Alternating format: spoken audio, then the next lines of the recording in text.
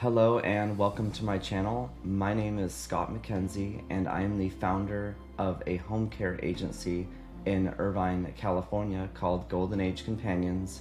We do non-medical home care services to almost all of Southern California. We have provided care been in business for over 10 years now, really since 2011, and have generated $8 million of total revenue. I also have founded a company called Homecare Agency Blueprint, and that is a coaching program to help you create and start and scale your own home care business. So today I want to talk about the fundamentals of branding and creating your own home care agency name. Branding is my forte. I love it. So I want to go into that today, a quick lesson on what to do when you're starting your home care business, how to name it, how to brand it, and just some rules to follow when it comes to branding guidelines and just some of my experience.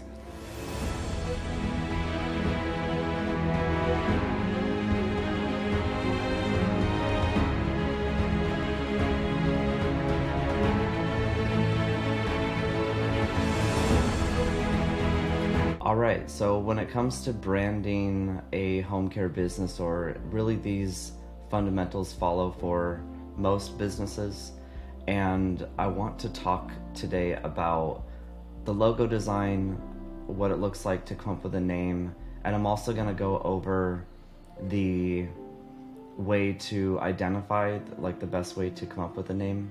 And by the way, my team at Home Care Agency Blueprint, and I'm personally involved, we help our clients incorporate and identify their name and also come up with the mission, vision statement, and business description. There's kind of like a whole process that we follow that's actually home care agency specific. From my over a decade of experience, I have created a process that's only for home care agencies.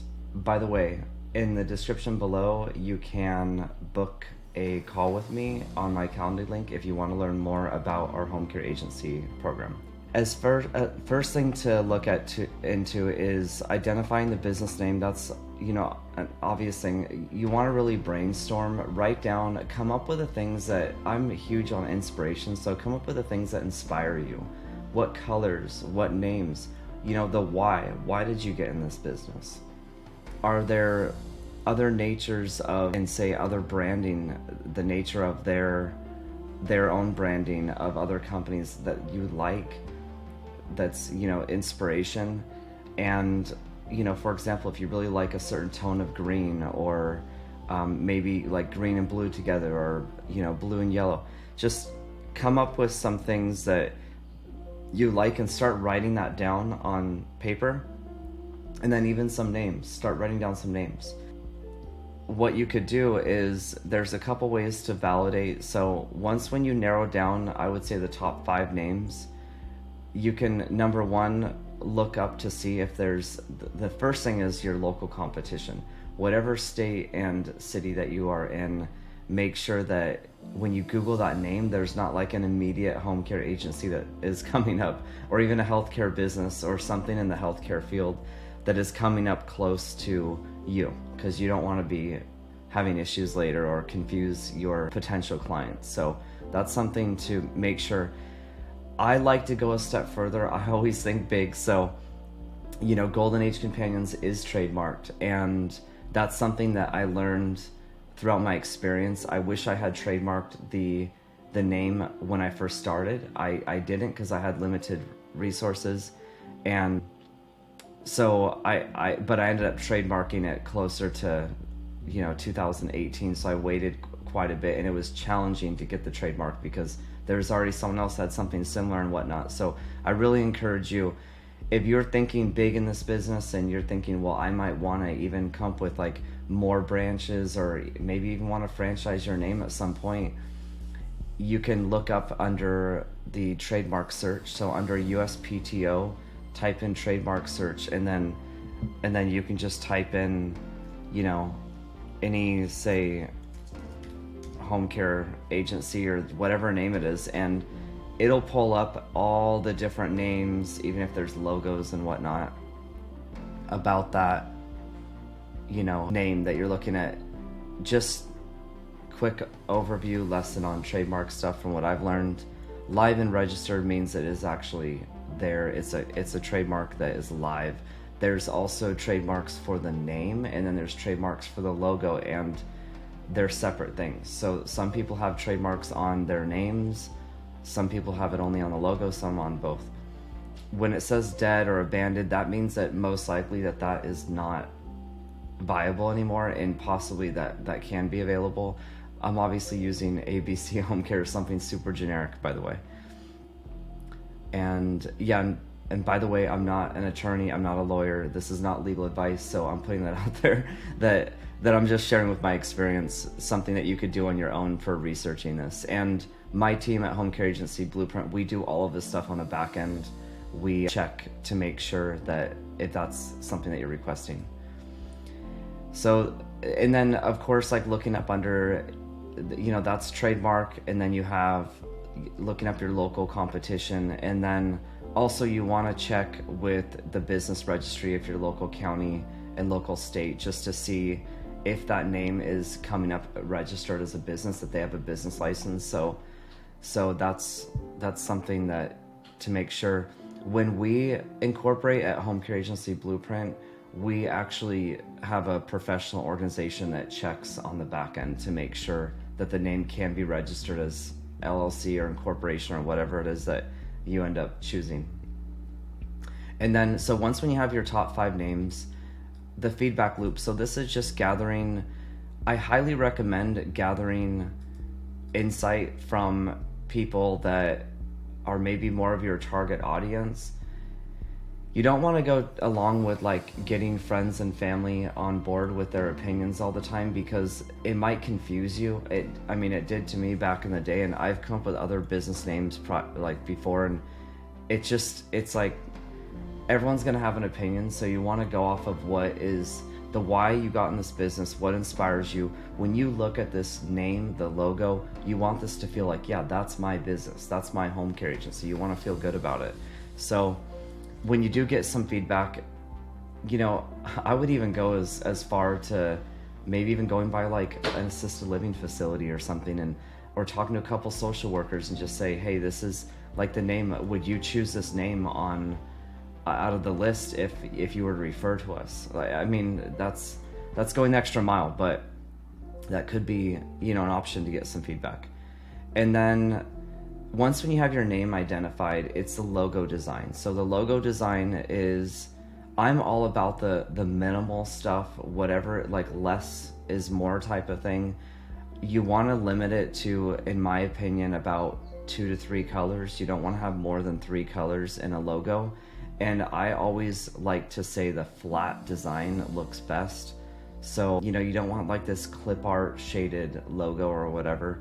And then think about how that logo, so when this logo is getting designed, whether you use your own designer, our company does it on your behalf, but when you're getting the logo designed, when it comes back, you want to check to see how would this fit on a business card? How would it look like really tiny? How would it look on, like, for example, you can see on this document, Homecare Agency Blueprint. How does it look on there when it's smaller? Can you read it? Is it legible? Can you tell kind of like what it is?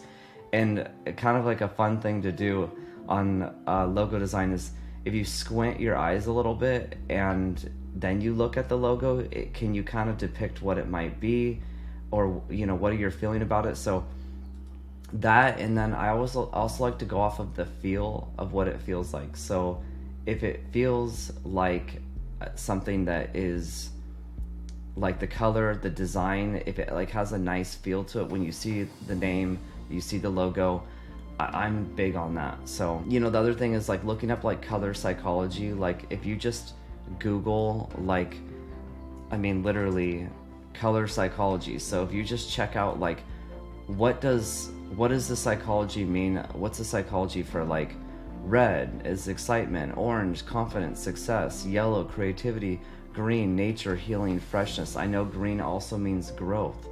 You can see in Golden Age Companions we have green and like a yellowish orange color. It's like fresh, new, there's growth.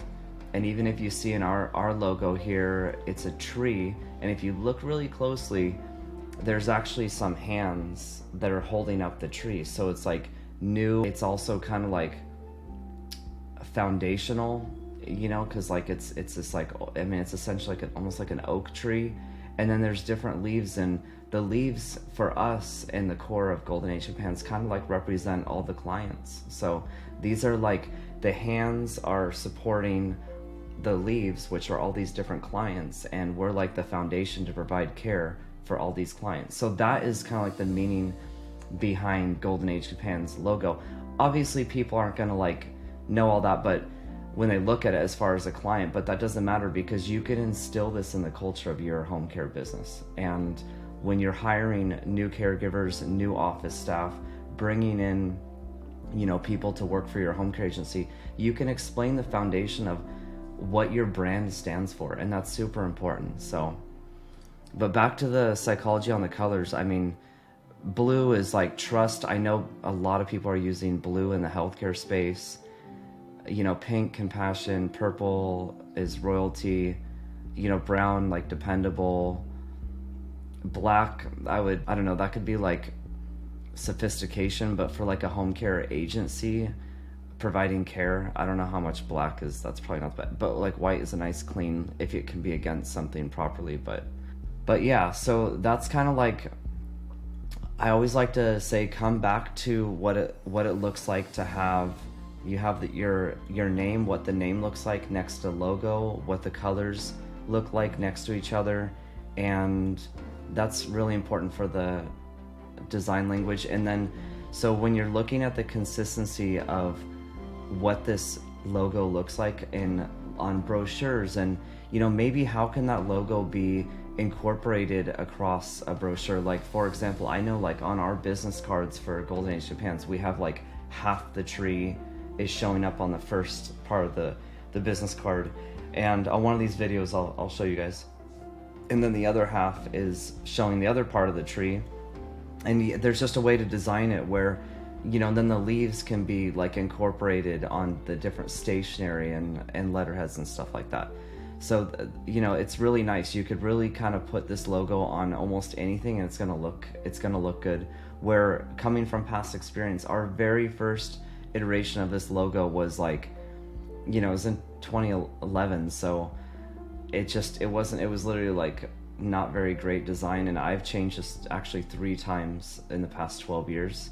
And yeah, it was just kind of like shaded logo, and it really just had, it didn't look, in my opinion, it looked kind of like already dated. And the other thing with it, the tree was a little bit different. There's a lot of leaves and they weren't really like symmetrical, so it was just really challenging to like incorporate, and it was like a brown color, so like incorporating that onto like the website and everything else, it just made the logo made like the rest of the branding, if it were to match on a website or a brochure or anything, it just made it look not very good. It was just almost like impossible. I worked with so many designers, and every time they'd come back I'd say, no, it's not gonna work.